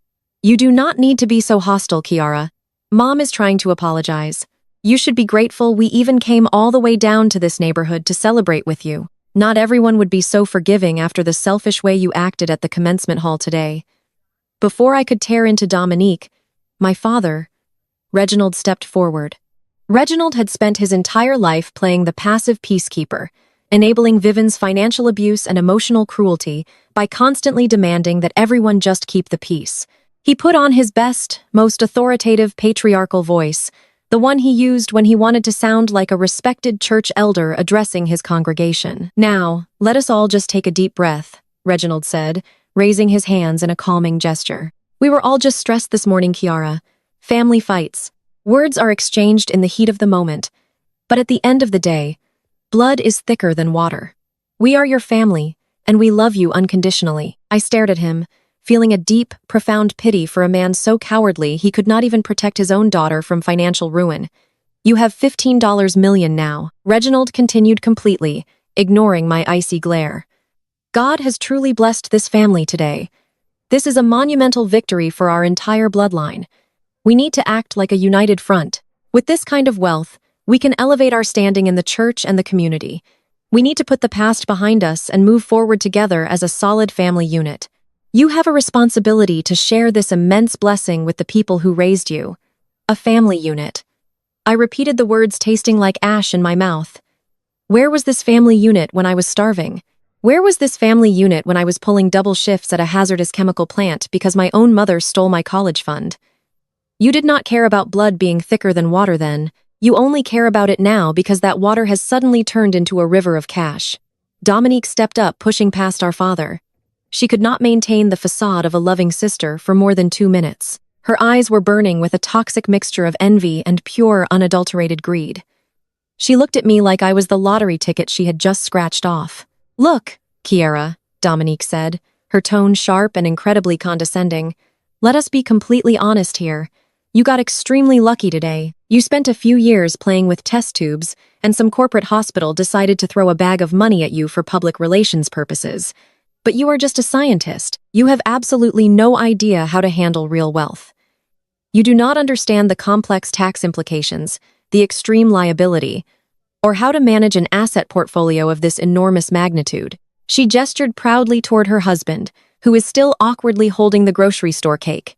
Trayvon does. He is a professional luxury developer. He knows exactly how to navigate high, net worth investments. You need to sign those funds over to his management LLC immediately so we can properly secure the new family compound. He has a brilliant vision for a massive gated estate where we can all live together, and he can use the capital to finish his commercial projects. It is the only smart financial move to protect the money from the IRS. I looked at Dominique, then at Trayvon, and finally at my parents. The sheer blinding audacity of their request was staggering. They had driven straight from their expensive lunch, bought a cheap cake, and ambushed me in my lobby with the explicit intention of legally stealing my entire $15 million acquisition before the ink on my contract was even dry. They genuinely believed I was stupid enough and desperate enough for their love to simply hand over my empire to a man who mocked me just hours prior. I could hear Uncle Jerome taking a deep breath beside me, ready to step in and defend me against their aggressive extortion tactics. But I held up my hand, signaling him to stand down quietly. I did not need protection anymore. I needed to finish this on my own terms.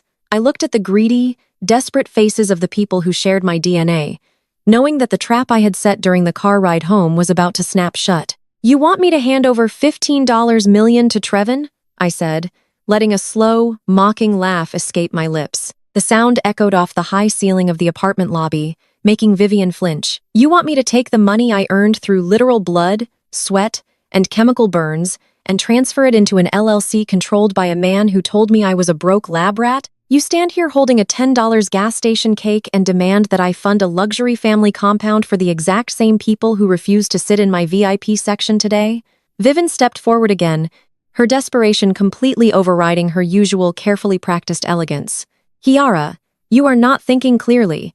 You are letting your petty emotions cloud your financial judgment. Trevon is a seasoned professional. If you do not let him manage this capital, you will lose it all to taxes and bad investments. We are trying to protect you from your own glaring inexperience. You owe us this much after the public spectacle you caused at the commencement hall today. I owe you absolutely nothing." I stated, my voice dropping to a deadly quiet register that made even Reginald take a hesitant step back. "I paid my debts to this family the day I survived your abuse and built my own future from the ground up." Dominique huffed, crossing her arms defensively. "You are acting like a paranoid fool, Kiara. Trevon handles multi-million-dollar deals every single day. His luxury condo development is going to be the most prestigious address in the city. You should be begging him to let you invest your little payout into his portfolio." I looked at Trevon. He was no longer smirking. A single bead of sweat rolled down his temple. He knew exactly what was hiding in his financial closets, but he still thought I was completely blind to the truth. He thought I was just an ignorant scientist he could easily manipulate into saving him from federal prison. I took a deep breath, perfectly ready to unleash the devastating financial weapon I had downloaded in Uncle Jerome's car.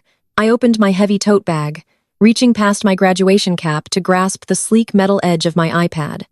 The execution was ready. Before I could even pull the device from my bag, Trevin stepped directly in front of my father, physically inserting himself as the leader of this ambush. He unclasped the brass latches of his expensive leather briefcase with a click. His demeanor shifted instantly from the hostile bully in the graduation lobby to a sleek, polished corporate predator. He was putting on a show projecting the illusion of a highly successful developer who was merely offering a generous favor to an ignorant relative. He reached inside the briefcase and withdrew a thick stack of legal documents bound by a heavy black clip. "Listen closely, Kiara," Trevon began, his voice dropping into a smooth, practiced cadence designed to project absolute authority. "Your sister is right. You have spent your entire adult life inside a laboratory. You know how to look through a microscope, but you have absolutely no idea how the real world of high finance operates. When a payout of $15 million hits a personal bank account, it triggers a massive cascade of immediate tax liabilities. The federal government will absolutely decimate that capital before you even have a chance to spend a single dime. You are looking at brutal capital gains taxes, severe wealth penalties, and audit triggers that will tie your money up in prolonged litigation for a decade. The system is designed to destroy people who do not know how to protect their assets." He slapped the thick stack of papers down onto the small glass table sitting in the center of the apartment lobby. "This is an asset management contract," he declared, tapping the top page with his index finger. "I had my legal team draft this up the moment we saw the news broadcast. It is a comprehensive financial vehicle designed to shield your sudden wealth from the government. By transferring your funds into my established limited liability company, we can immediately classify the money as a commercial real estate investment. It protects your principal, creates passive generational wealth, and shelters you from massive tax penalties." Trevon pulled a gold pen from his inner jacket pocket and clicked it open. He held it out, a condescending smile stretching across his face. He truly believed I was nothing more than a naive, sheltered academic who would blindly panic at the mention of the Internal Revenue Service. He assumed I would desperately grab his pen and sign my entire fortune away just to avoid the terrifying financial jargon he was aggressively throwing at me. I did not move. I stood perfectly still, my hands still resting inside my tote bag, watching him perform this pathetic, desperate theater. I looked at the contract resting on the glass table. Even from a distance, I could read the bold print at the very top of the page. It granted his company complete, irrevocable, and exclusive control over all transferred assets. It was not a protective investment vehicle. It was a legally binding license to steal every single penny I had just earned. "Take the pen, Kiara," Trevon urged, his smooth tone, beginning to crack slightly under the weight of my enduring silence. "You are completely out of your depth here. You are playing in the major leagues now, and you need a seasoned professional to run interference. Dominique and I are offering to manage this tremendous burden for you. We are giving you a golden opportunity to participate in the most exclusive luxury condo development in the entire city. Once we break ground, your initial investment will double within 24 months. You will never have to worry about money again for the rest of your life."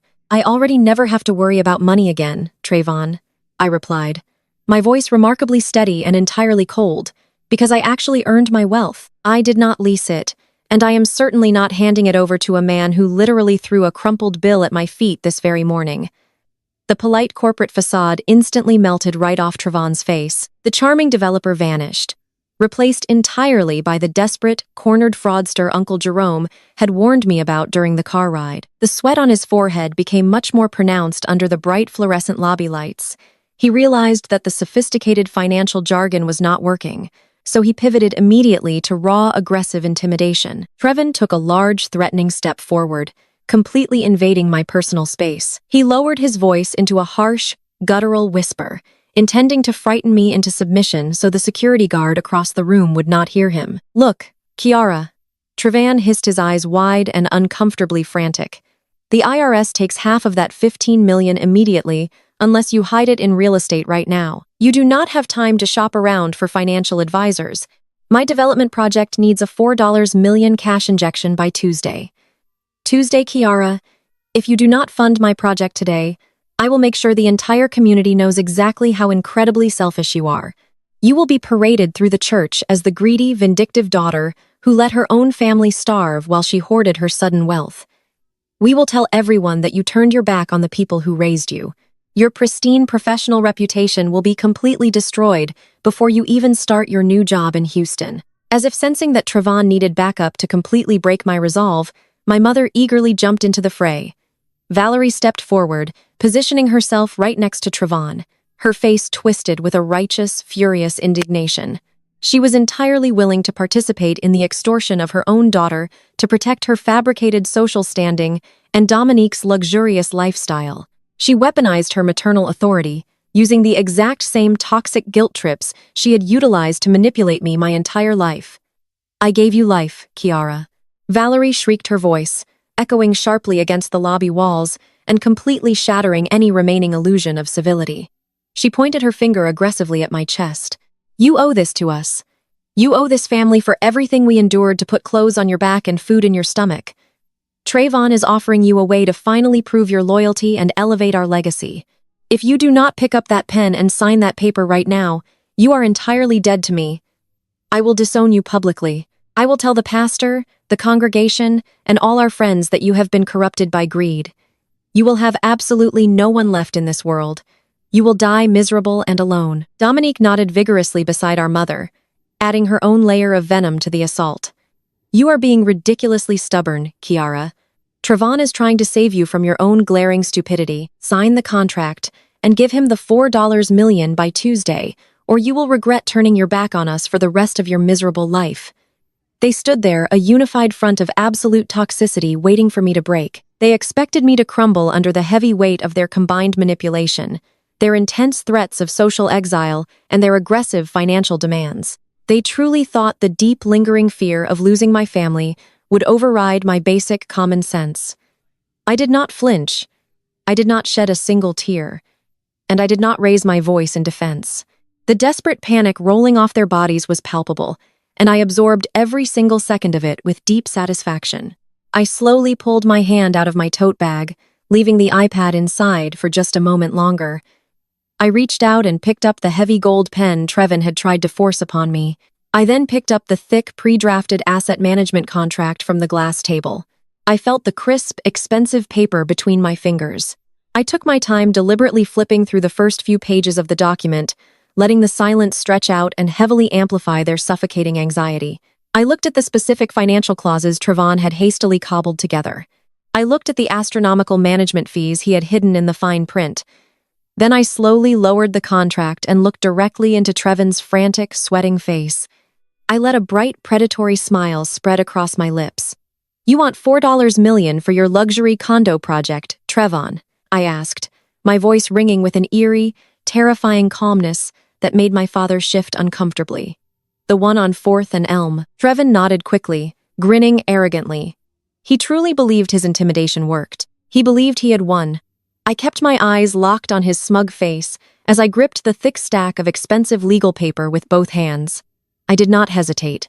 I pulled my hands in opposite directions, ripping the meticulously drafted asset management contract straight down the center. The sharp, violent sound of tearing paper echoed loudly in the quiet lobby, perfectly mirroring the exact moment I had destroyed his VIP graduation tickets just hours earlier. I placed the two severed halves together and ripped them again, reducing his elaborate legal trap to worthless confetti.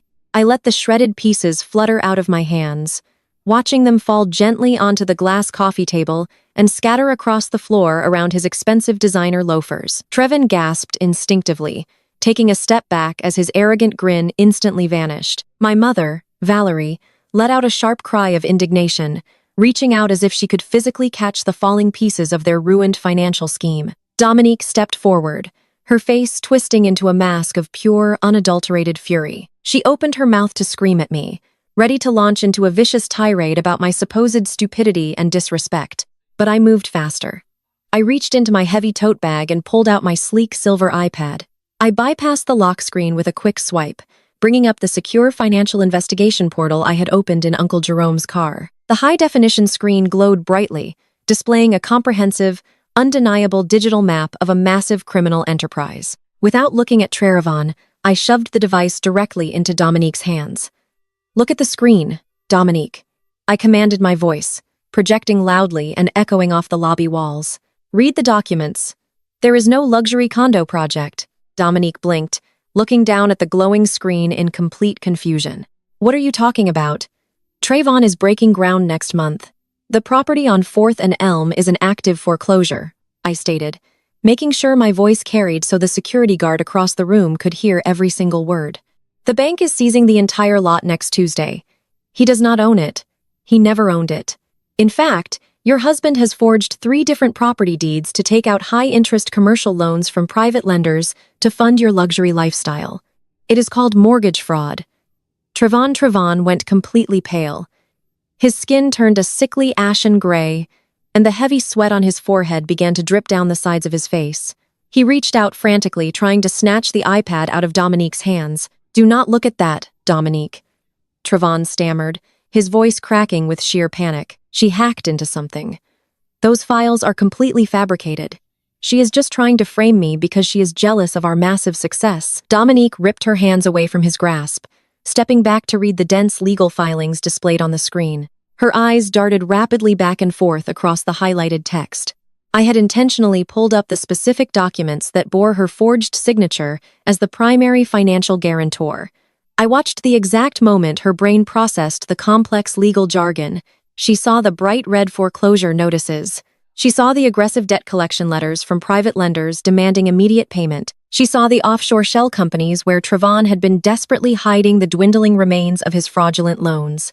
"What is this?" Dominique whispered, her voice trembling as the terrifying reality of her impending financial ruin crashed down upon her. She looked up from the screen, her eyes wide with absolute terror as she stared at the man she had married. "Trevon, what does this mean? Why is my name listed on these default notices? Where did our money go?" "It is a slight misunderstanding," Trevon pleaded, backing away slowly as Dominique advanced on him. "I just moved some capital around to secure better interest rates. The condo project is slightly delayed, but it is entirely fine. We just need Kiara's $4 million to clear the temporary bank hold. It is called massive systemic mortgage fraud." "Trevon," I interjected, slicing through his pathetic lies with surgical precision, "you have been operating a reckless criminal enterprise, taking out multiple massive loans on properties you do not legally possess. You used your own wife as a financial shield without her knowledge. You are completely bankrupt, drowning in millions of dollars of fraudulent debt, and the federal authorities are already flagging your accounts. Valerie rushed forward, her hands hovering near her face in absolute horror. Dominique, what is the screen saying? Is he really broke? Dominique shoved the iPad violently toward our mother, her breathing becoming shallow and erratic. He forged my signature, Mom. He used my name to secure illegal loans. We are going to lose the house. We are going to lose absolutely everything. She spun around and launched herself at Trevon, hitting him hard in the chest with both hands. You lied to me. You told me we were rich. You told me we were building an empire. Reginald rushed forward to pull Dominique away, but the massive damage was already completely done. The perfect, pristine image of the golden child and her successful executive husband was permanently shattered, lying in tiny pieces on the lobby floor, right next to the shredded asset management contract. They were a family built entirely on vicious lies, and I had just turned on the blinding lights. I watched them unravel before me, feeling a profound, absolute sense of vindication coursing through my veins.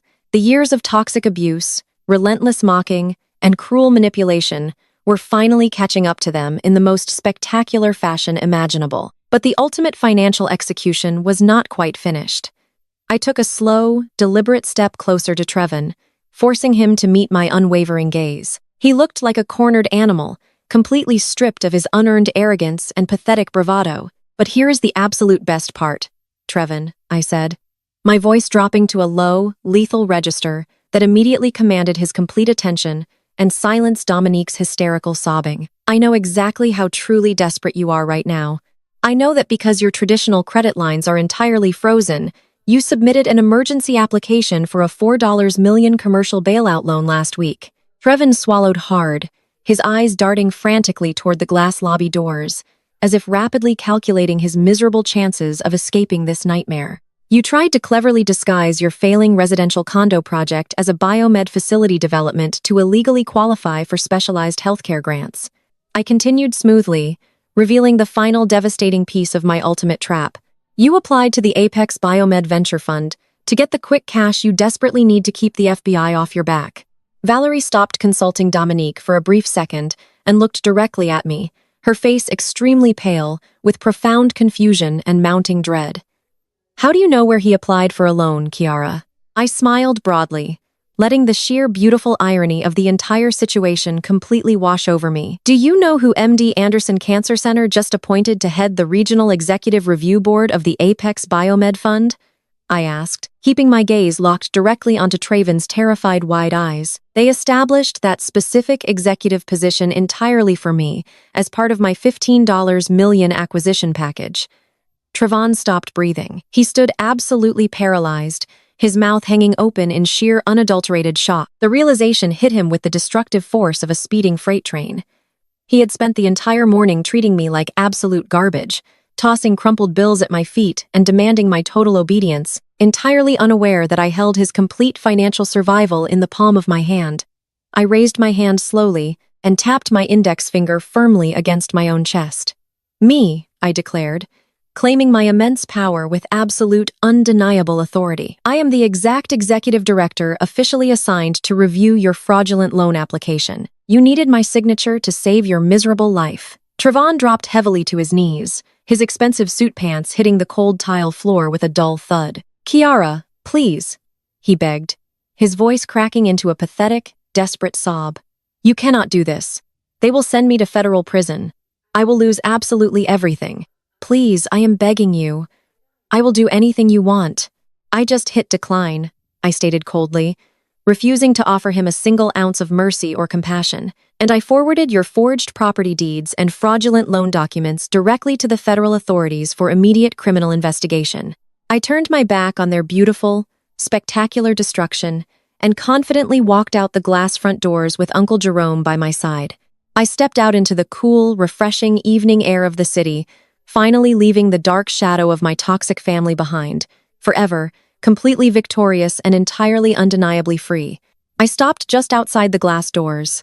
I was not the one who needed to leave. I turned around and walked back into the brightly lit lobby.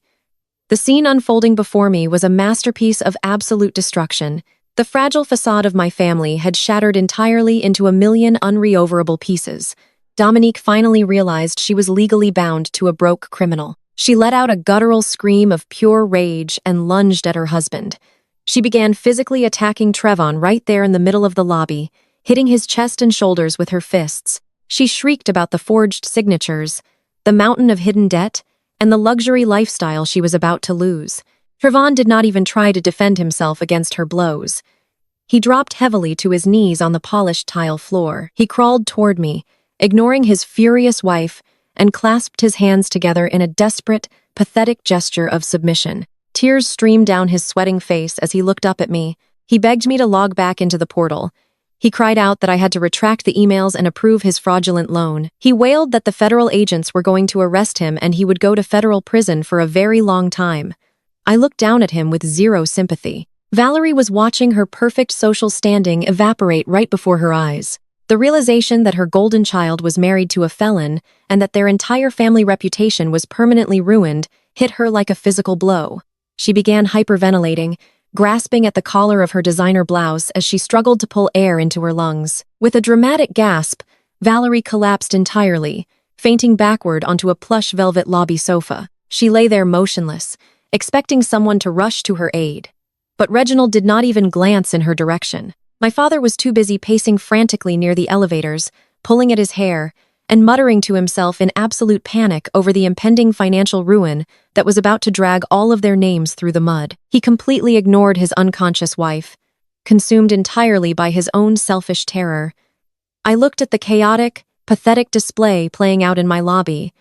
It was a miserable symphony of greed and consequence. I turned to the building's night security guard, who was watching the spectacle with wide eyes from behind his wooden desk. I pointed directly at my parents, my sister, and the weeping man on the floor. "These people are trespassing on private property," I told the guard, making sure my voice carried over Dominique's continuous screaming. "I want them removed immediately.